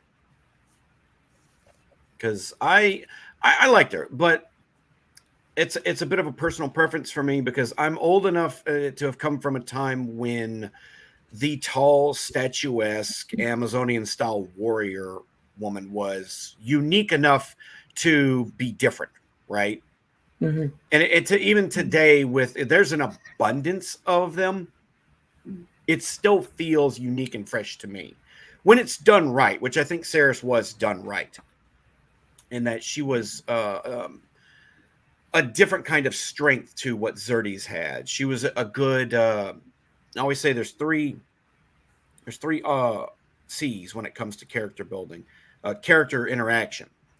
You've got the contrast, you've got the complement, and you've got the conflict. And you can have any combination of all those or all at once. But having those helps you understand, it helps you have characters that feel like they're both more fleshed out and they fit together real well. And so Ceres felt like she complemented Xerxes a lot. She felt like she, had a little bit of, conflict of interest with him, both in her values and her honor system and her fighting style. In a lot of ways, she was his exact opposite, but in a lot of ways, she was also, a similar comrade to him. So, yeah, I liked her in that regard, and opposites attract. So for me, the romance did work for me. Not to go back to an older point, but it did seem to rub several reviewers the wrong way. And well, I don't want to say anything while Royce is gone because I don't want to dig into the sequel, because that's no spoilers of the sequel. No spoilers for the sequel. Sequel's good though. I really like the sequel. Yeah, to check that one out. Very similar to Rob Reims' Atomic Beast, Somewhere to Kill Them, improved on Dan the Destructor. Razorfist is very much finding his voice when it comes to the books that he's writing, And I have no doubt that like Eric July, the more he writes, the better he's going to get. And, I just look forward to, watching that improvement and that incremental bits, that incremental improvement over time that he'll have. I see you, Royce. I know you can hear me. That's why I'm not saying anything out loud while you're gone. So, but yeah, it was solid. We haven't really talked necessarily about the writing quality specifically, but yeah, it was solid. But I agree too. Like even if you're good with words, as he obviously is, putting it into a novel is still a different beast, and so it can only get better, from there. He strikes me as the kind of guy that's his own worst critic. Most novelists are, most writers are their own worst critic. But hey, Razor Fist Lily, if you listen, dude, for me, you're a good writer. I don't care what the other reviewers might have said, because for most of the criticism that I've seen for the book is people complaining that the book was not something they thought it should be, right? And that to me smacks of readers who are not adapting to the author that they're reading. I kind of do that myself. I've done that with my jobs too. Wherever I go, I try to fill in the mold of what they want me to be as far as a job. Not every author's going to read the same. And by that, I'm not going to pick up Robert E. Howard and H.P. Lovecraft and expect the exact same kind of story written the exact same kind of way. It's different tones, different prose, different everything. And Razor Fist has his own voice. To me, I can adapt to his prose, see where he's going with it and pick it up. I think a lot of the critics that from my observation, they picked up the book and they were expecting it to be like something they had read elsewhere, without having an understanding that he's very much trying to emulate the old school pulp style. And so a lot of what they wanted it to be, they're a little irritated that it wasn't what they thought it would be. Yeah, a lot of things are just a matter of accepting it taste. for what it was. Yeah. I'm sorry. Go on, Kitty. You're back. I had to go to the bathroom. That's beer. You don't have a piss bottle like the rest of us? No, sir. I try to keep my studio clean. I'm sorry. You'll learn. I was just gonna shamelessly self-promote. I was just gonna say that's part of the reason that I do long form reviews, is to give readers an opportunity to have their expectations shaped before they go into the book. Some people really don't want things spoiled, and so I have the browsable review page. But for people who want to know a bit more about what they're getting into, so they're not disappointed or wrong-footed, right? I think that the best thing that an author can do is to make sure that they're shaping their audience's expectations well. And I think probably part of the problem is that a lot of readers just aren't familiar with pulps or noir anymore. And so they didn't have their expectations shaped very well by those terms. And Katie had said this in our first one that we did within the Destructor, is that, part of the reason she asked me to do this is that I'm coming at it from a very different perspective. Yeah, absolutely. Where you guys are all longtime readers. A couple of you are now novelists yourself. And I'm somebody who, yes, I have read, yes, but I didn't enjoy it as a younger person. I did it, and now I am getting into it much more in a serious fashion. And so I don't have a lot of the preconceived notions of how a writer should be. And I am appreciating that, because I do get to go into things with somewhat of a blank slate. I do get to, minus, any of the fanfare and stuff like that. I will say this. If I am a fan of somebody such as like with Eric July or with Razor Fist or anybody, if I read their book, I go, okay, I'm a fan of this person. And I immediately start docking points right there because I'm a fan of this person and I don't want that part of me to override critical thinking elements. And one of the things that I was surprised with is even docking those points. So, most people, well, we're going to start out. Okay. So if I'm going to read a book, we'll start out as I don't know, what's a readable book. I grade things with buy or not buy. So like a gradable book for me is a 7, right? Okay. Immediately I'll dock that thing down to a 5. Even doing that with this book, I still found myself going, this is written well.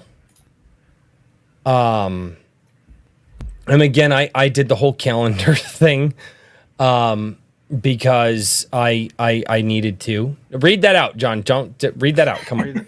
Yeah. Christopher Brand, thank you for the £2 of British money to help Royce to buy a pot to piss in. I can weld one. He can. Tank Otter, hey, good to see you. Thanks for dropping in. And Ultimate Kahuna has a good point that, John, the story won't mold to you. You have to be immersed in the story. That's a good point. The story doesn't mold to you. I'm going to remember that. No, you have to mold to the story. And yeah, I guess long way around this answer is it's nice that I do get to come at things without the preconceived notions, without what Katie had mentioned in the beginning of this show is the polished pulp, because I've not read any of it. I don't know any of the polished pulp stuff. I read a lot of the classics, which was not polished to our time period today. Many writers were known with taking advantage of the English language. And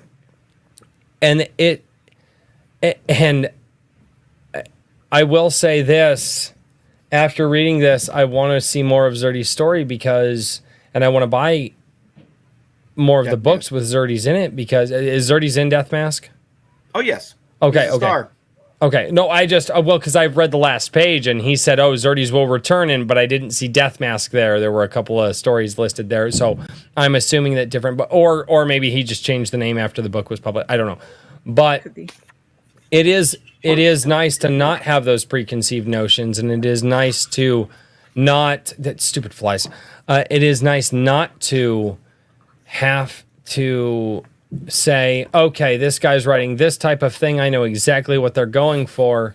And I can just read it. And I can just have fun. And here's the thing is if I can't get into the author's mind, me being the blank slate that I am, would you say that that's an issue with the author or an issue with me? Where would you guys put that? It's the author's job to be understandable. Like we have to translate it into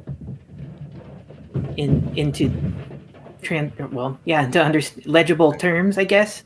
But the reader has to be willing to do some work too. I guess it's kind of I don't know if it's meat in the middle, but it's meat somewhere in between. I think that's well, and like I said, a blank slate. Oh, this is a date. Scroll back. What was the date on the last chapter? Because I didn't commit that to memory. But that's how I kind of decided to meet in the middle with Razor Fist. Is he said a date here. Let's go look at the okay. So this much time has passed, and I go back to the date thing because that's one thing that I really paid attention to in my read, and I actually made a committed effort to some of the other stuff. Words that I didn't know, I understood the context of the sentence. No, I did not pull out the dictionary to see the words that I didn't understand. Like as John said, he obviously is very, very, he definitely is very fluent in the English language, which is wonderful to read.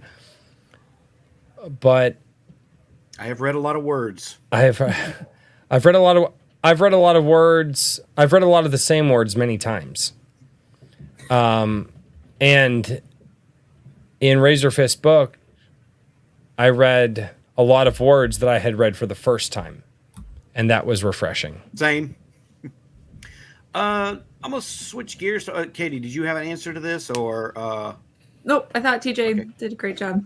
Okay. Ultimate Kahuna had a question. How did you guys feel about the setting? Katie? I talked about it in my review a little bit. There's kind of two parts to the setting, as I read it. There's the immediate city, and then there is the wider world. So I think that it was very interesting how he did most of his world building in the footnotes. But I missed that. I've read books like that. Sorry. Sorry. It's not a common way to do, particularly fantasy, right? Usually, it's all right in there. It definitely trimmed it to have it in the footnotes. You don't have super long footnotes, right? And then the more immediate setting. If I may, this is why I loved it. Because I thought you said you don't touch that. I try not to. I felt it was relevant for the conversation. I haven't touched it in months. It's for you guys out there. But there's footnotes. A lot of older classical stuff did the footnotes. Yeah, that was an interesting way to get into the world building. I actually, I didn't really read them, to be honest. It definitely made it more optional. Yeah.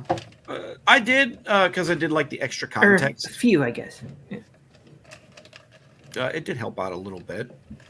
What about you, TJ? How did you feel about the setting? Yeah, I think, I mean, it's good from the impression that I got of it. Again, just like with a lot of the other stuff, it's not overly detailed.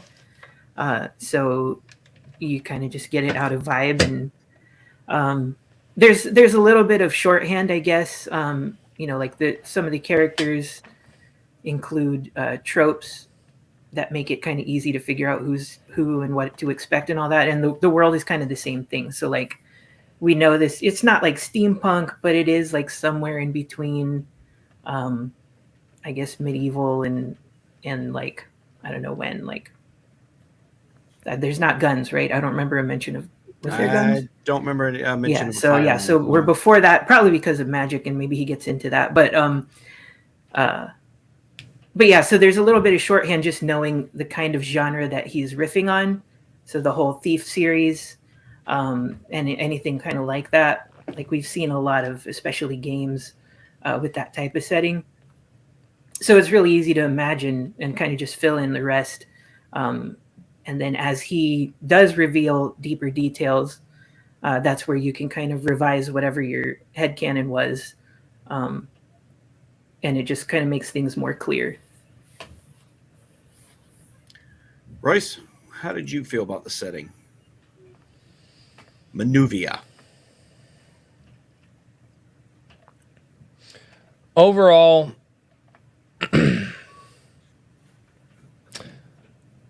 I parsed the setting out chapter by chapter because of the way that the story was written. And we returned to various different scenes. Overall, I felt that the setting was condensed. Well told, but condensed. Very much, yes, you talk about Manuvia, but we were very much in the what was the Gilvin or the upper town. A couple of scenes here and there. I liked it for the story that was told in this book, because as an introductory story, to have a condensed location, part of Manuvia, right? Because we still have no idea what wider Manuvia is from this book. At least I didn't see any of that. Hints and nods and obvious history of the world and so on. but the setting itself was very much in the town, in the great city, in the upper city. A couple of chapters in the lower city to describe there, and it worked for this story that was being told.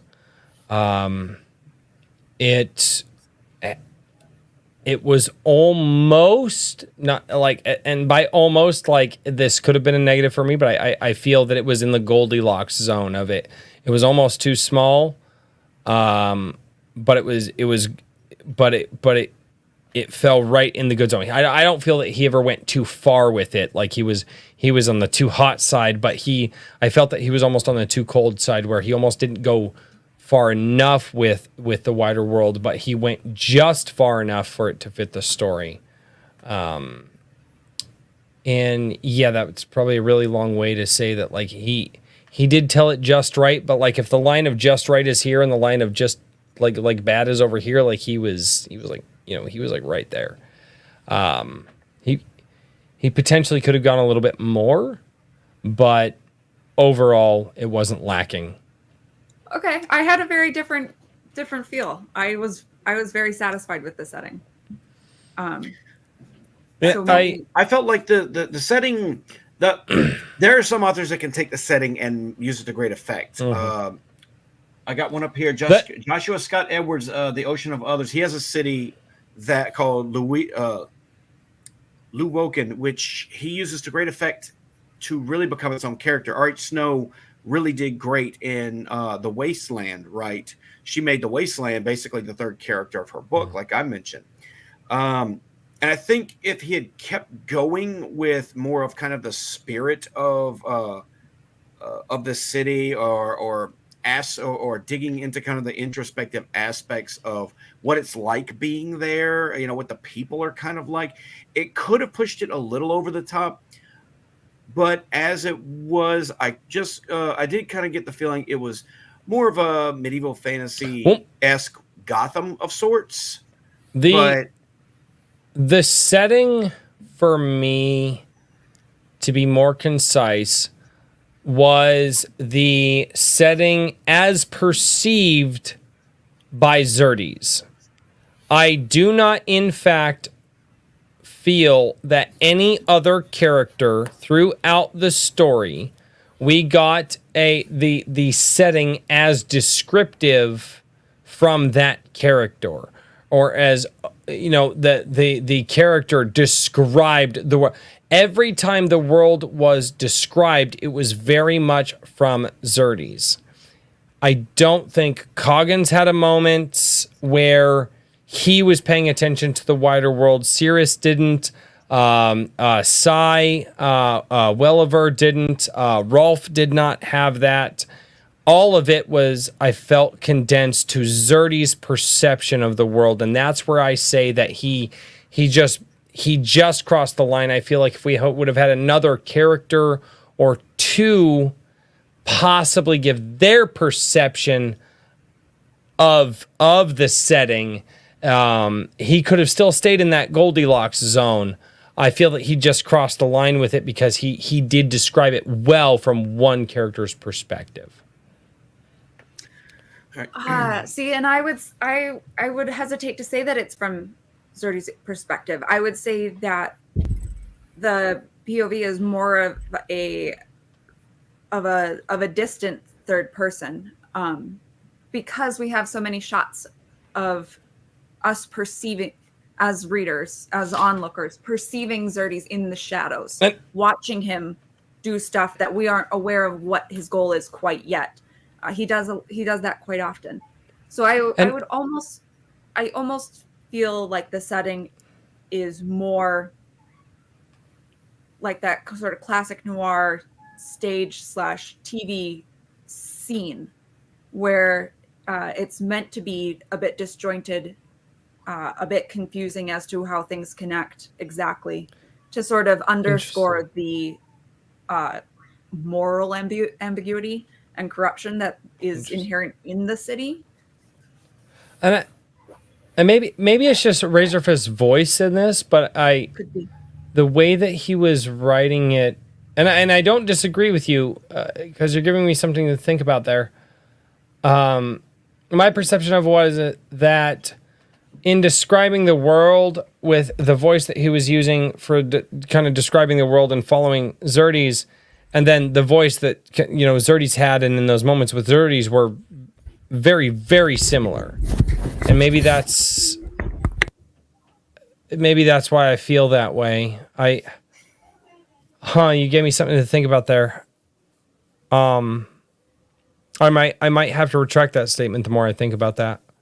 But that's a good point. That is a good point.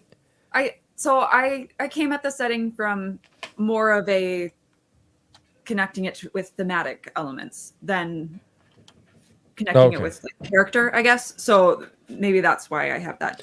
No, well, and I connected a lot of the setting with the setting interacting with the characters.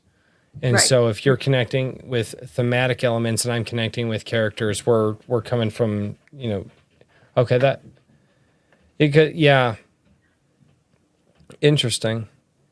For sure. I mean, like I said, I feel like he hit the Goldilocks zone, but only just, and he could have maybe gone a little bit more. But again, I could be right. No, but that's interesting. I'm questioning. Do I pick up the next book and read that and see, or do I read this one again and see if my perception is different? What were your thoughts thematically? Since it's just us. I know they ditched us. Thematically, it was interesting. I liked the theme of inner conflict between the life of a thief and the life of a murderer. I really liked the juxtaposition there, is that a thief is not a murderer. A thief can be a murderer, but is not necessarily a murderer. And there is honor amongst thieves. I did feel that the through line of the book was honor amongst thieves. And when Cyrus was brutally murdered, that honor was thrown away, and thusly the honor amongst thieves contract was severed. I feel that was the primary theme of the entire book, was honor amongst thieves. And I liked that because one of my favorite childhood movies, believe it or not, was the third Aladdin. Was Aladdin and the 40 Thieves. Which, funny enough, Prince Ali Ababa and Alibaba and the 40 Thieves, like just the way that Disney did that. But I love the honor amongst thieves storyline all the way through. That was the primary theme of the book. Camaraderie, companionship, love, all of those were secondary to the code of the thief and the honor and the contract, contracts between each other. And I felt that the primary theme was written excellently. I felt that the primary theme was written excellently from beginning to end. Being that, okay, we're going to make this contract. We're going to honor this contract. We're going to go with that contract. Oh, you're not going to honor your contract? Now you've broken that contract. Okay. The transgression being what it is, I'll just walk away. Oh, you transgressed that far. Now you've broken the contract wholly. I liked that theme. I don't know if anybody else picked up on that. I do, now that you point it out. I would say this is a good spot, though, to transition, because we're coming up, getting a little long in the tooth. And I would say this would be a good when spot I start streaming. Yeah, I know. I have to go eat and I have to go to bed, believe it or not. So yeah, I'm actually going to have to bounce like very quickly here. I was going to say we can go ahead. I did want to talk about the heist a little bit, but it was fine. I did want to mention how the heist was quick. The heist was pretty quick, and I actually thought it was going to be the end of the book. Like the big heist was going to be the finale. How did we feel about the actual finale of the book? He likes his westerns, dude. The Right. heist is never the end of a western. That's a The good heist point. is That's a good is point. the catalyst point. Okay. I Royce- caught that when he did it. I was like, really? He did it that quick? And then by the time I was like, oh, okay, that's what he did. Right. Right? That was the heist was the OK Corral in Tombstone. Yeah, the stand right. or the not standoff, but the confrontation was good. Yep. We probably another spot that could have been expanded was everything burning and just going to crap. So that, you know, if there was going to be extra words, that's one of the places they could have been spent. Really, you thought that was too small? I didn't. Again, I have too much going on to think it was too short or too slim, and because the writing is good, and he knew what he wanted and executed. So because it's solid enough, even if I say something could have been expanded on and he would have gotten away with it, like that doesn't mean I think it necessarily should have been. Yeah, exactly. Yeah. There was flex. There's room for expansion. I'm starting to think that I'm just not used to how he wrote the story, because I see all of your points and I'm like, you don't see a lot out there that's that trim. Yeah, it's not very many stories are this lean. It's very tight. Yep. Is that just because people aren't used to it? Could that be a thing? John, grab one of your books again and show them what people are in fantasy. No, I'm aware. Reading. I'm aware. I have some books like it. Gesture. I thought that the actual finale was well done. I would have switched a couple of beats, I guess. But that's because I like my themes to be hit real hard, you know. I came away with it feeling strongly that although Xerxes was like ending the story very bitter and frustrated, especially like with his concept of justice, Coggins as a foil to him, you know, never relenting watchdog, you know, who is going to be continue to pursue the corruption all the way as far as he can, really brought an element of it's justice still exists. There are always going to be people who pursue it. I think Coggins there represents like the potential for redemption for the city as a whole. So I was very pleased with the way it ended. Katie, how did you feel when Xerxes went to Coggins? I couldn't recall how they had met. So Xerxes literally like snuck into Coggins and was like, "Hey, we need to talk. I need to tell you some things." He did the Batman thing. He did the Batman. He literally did the Batman thing. It was like Coggins was the Commissioner Gordon, and he was like, "Hey, I need to."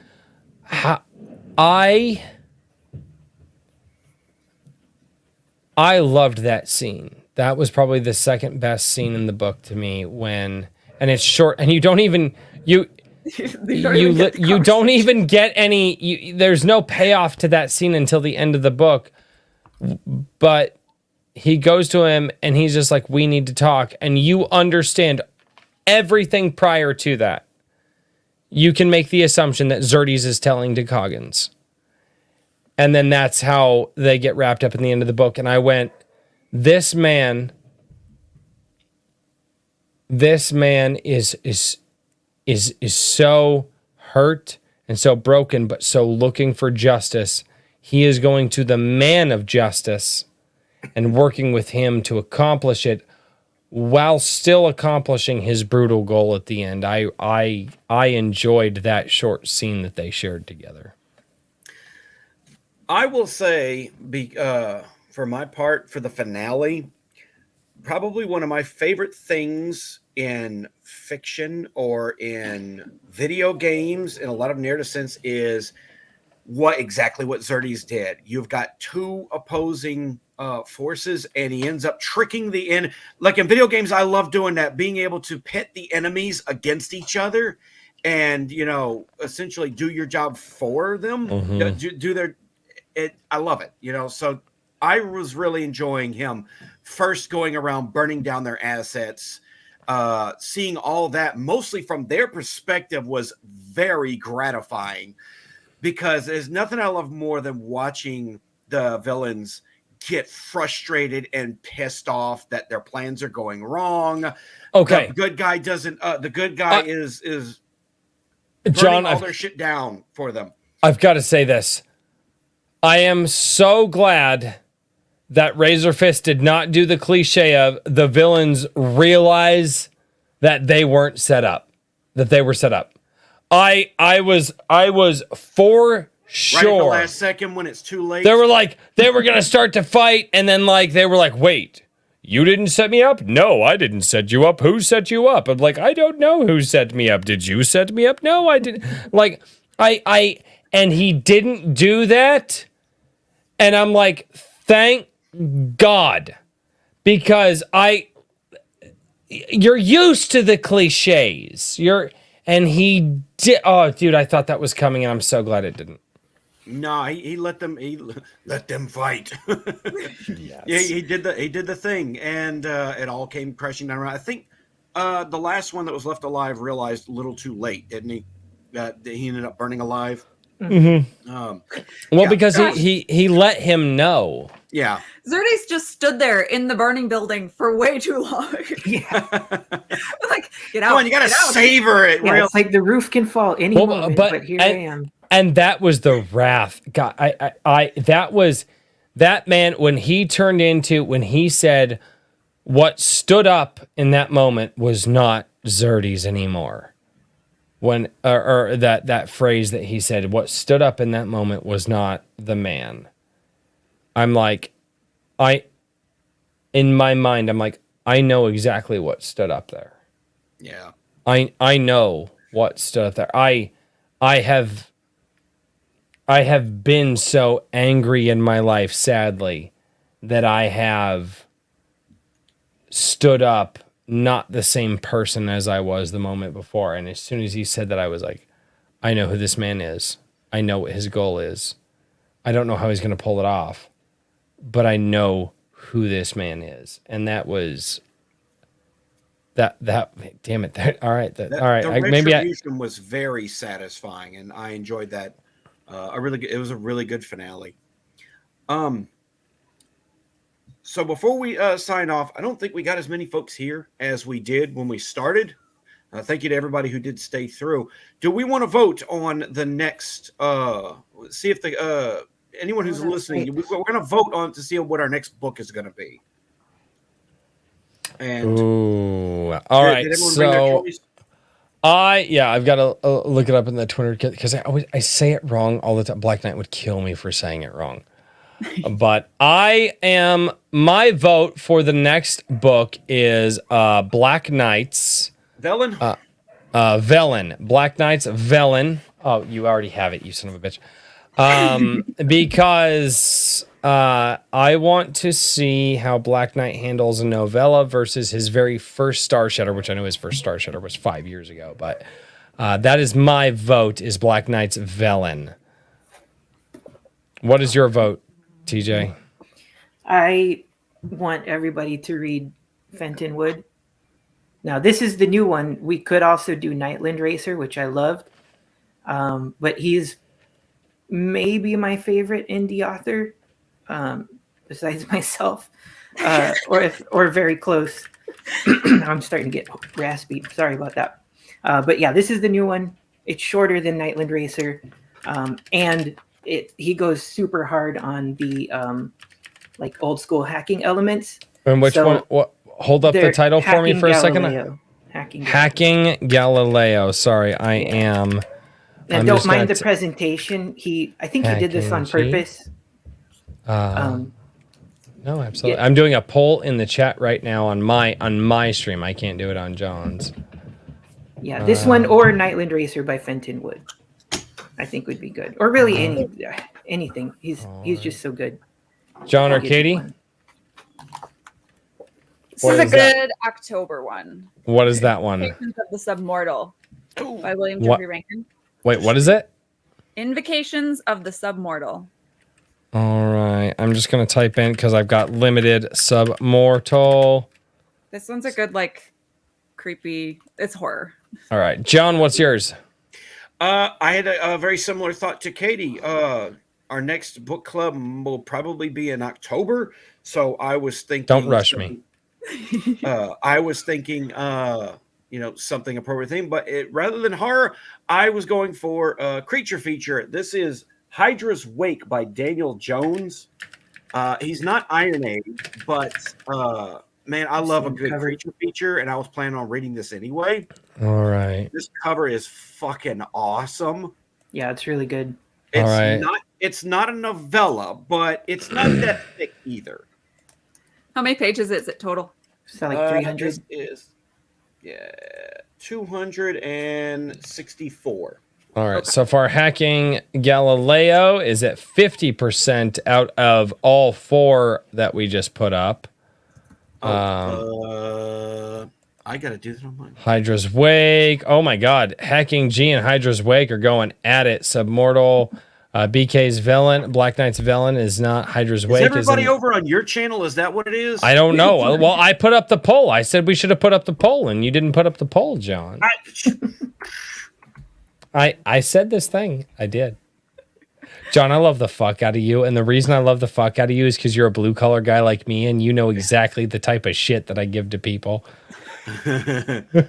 It is what it is. Okay, well, if you're watching the Drink with Crazy, where the poll is, it's supposed to be on my channel, but I don't have I'm a dumbass. You have to pull up the pop-out chat on YouTube. You actually have to physically have the pop-out chat on YouTube up, right? And then you hit the plus button down there, and then all right, Hacking G, Hydra's Wake is at 60%. Ladies and gentlemen, come on! We've only got a few minutes left. We've only got a few minutes left. Here we go. Start a poll. Yeah, you could do that. So, Black Knight's Velen, Hacking G, Submortal, and Hydra's Wake. It's limited on characters, so I just kind of had to do what I could. So, BK's Velen. I typed in Wellen. I apologize. It should be Velen. I did hit the W instead. Gotta watch out for Black Knight. He's got minions. Katie, what was the title of yours? Just say Submortal. That's what I did too. We're at 17% there on mine. And TJ, your choice was Hacking Galileo.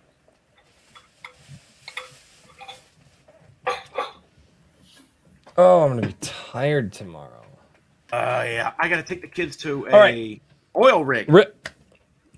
Awesome. All right, really quickly, Katie. All right. Yes.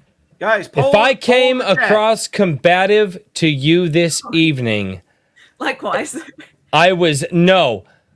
Because you had such a different experience with me. My brain was like, all right, fuck these other 2 guys. Let's focus in on her because she's got a different opinion. And gentlemen, I apologize. But no, it's fine. I'm going to be perfectly honest. This might have been a bad day for me to host because my brain is scattered, unfortunately. And it's not anyone's fault but my own. I worked a lot, so what I am we showed up. What I am realizing, and it is something that again, Katie said it in the first one, me coming in as the guy who doesn't read, and I'm starting to read more now, and the things that I'm picking up on versus like the seasoned readers, and you guys go, oh wow, we didn't pick up, like that's really cool, like that's really really cool because. Dude, when Katie asked me, like, hey, would you do this book club with me? I'm like, okay, 1, I've never done that. 2, you guys read a lot of books. What the fuck kind of value am I going to bring to this? And, like, it makes me giddy, like a kid. Like, oh, my God, I actually brought something into the conversation. Like, you guys have no idea, because I was like, what the hell am I going to bring to the conversation? Like, you made me feel guilty for not paying as much attention as I usually do or should have. I think next time I'm going to be like, Okay, Royce is going to bring this up if I don't count. Right. No, don't use me as don't do that. No, don't do that. Oh god. Hydra's Wake is at 57% on my poll, John. What's it at on? Where I've are you got at? 2 votes, and they're both for Hydra's Wake. It seems like we might have to do Hydra's Wake then. I'm interested to see how it is. It's a creature feature. Daniel Jones, he's very active on Twitter every now and then. But he promotes the hell out of his book, that's for sure. How many pages is that? It'll be about 267. Yeah, it will be about 7.3 hours to read. Okay, okay, so 15 and a half for me. Got it. Yeah, but we got time. And my reading comprehension is high. My reading speed is slow, so I'm going to take a long time to understand exactly what I'm reading. It's an average. It should about work. Yeah, this is not a chonker. This seems pretty decent. And this is not someone in our community, so I think there's a kind of an added bonus. We don't know what we're getting in for. We're almost kind of blind reading in a way. All right, I will send Hydra's Wake to my wife, or I'll actually add it to my Amazon list right now, and then I'll be like, "Hey, babe, so I gotta buy this book for the book club." Do we want to switch up who's hosting? Because we were doing whoever picks the book hosts. Oh, and the chat picked the book. But John just hosted, so maybe he wants a break. I don't mind doing it again, but I'm always down to host on my channel. You guys want to host? I have no. I'm happy to, of course. No, I have no issues with it at all. Whoever wants to host, should we rock paper scissors for it? Oh gosh, I suck at that game. Come on, it's already there. I think it should be between your channels because YouTube pretty much ran away with the video, the thing tonight. I'm tired. I don't know if it matters. I mean, doesn't the subscriber count, is that going to figure in? I don't think so. The idea was. I mean, I guess everyone's going to show up for everyone anyway. Yeah. I mean, the Iron Age supports its own. I'll do it. Let's go to Katie's channel. Yeah, Katie can do it. Let's go to Katie's channel, and I will say this: I won't even stream on my channel for that one. I will tell all the peoples, get over to Katie's channel. That's what I'll do. So you can't backstab me with a poll on your channel. John did set up the poll. I told him, I was like, you set up a poll at the beginning of the show. We all pick a book, right? We all pick a book. We put those 4 options at the beginning of the show, and then everybody votes on it throughout the show what we should read. Yeah, like I said, it was a bad night for me to host, unfortunately. Oh, that's okay. But John. It is what it is. But I'll I try can to help. be more well rested next time. But I can help. I can help with that next time because I've done that before. But now we know how to get the chat to vote, and now we kind of have all the things planned. All right. Well, if that's all decided, we will go ahead and call it a night. I would say you guys, promote your stuff, but I think everybody that's watching us is already highly invested in everybody in the video in the channel. John, go to bed. Yeah. I want to thank Royce and Katie and TJ for all being here and contributing to this, and I especially want to thank Razorfist for writing this wonderful little pulp book. It was pretty good. Yeah, good job. It was very good. I highly impressed for a first outing. Highly impressed for a first outing. And I'm looking forward to more Nightvales to come. We all recommend it, right? Oh yeah. Oh god, yeah. Absolutely. Oh yeah. Yeah. Just like you, I did the pulp review video. That means I like it. So yeah. Oh, one last super chat. Ultimate Kahuna. All right, everyone. Unsub Royce. We will meet at Katie's. Got it. Yeah, unsub for me. Go to Katie's channel. It's all right. I got it. It's we'll work it like that. But everyone, thank you for showing up. Thank you for the Razor Force that showed up at the beginning of the stream. I do apologize, everyone. That was a little scatterbrained, having trouble thinking and hosting. But, it is what it is, and we do what we do. So I will see everyone next time. Have a wonderful night. Cheers, everybody. Peace. This concludes our broadcast day. Viewers who found anything about today's stream objectionable are reminded to suck it. Thank you, and God bless America.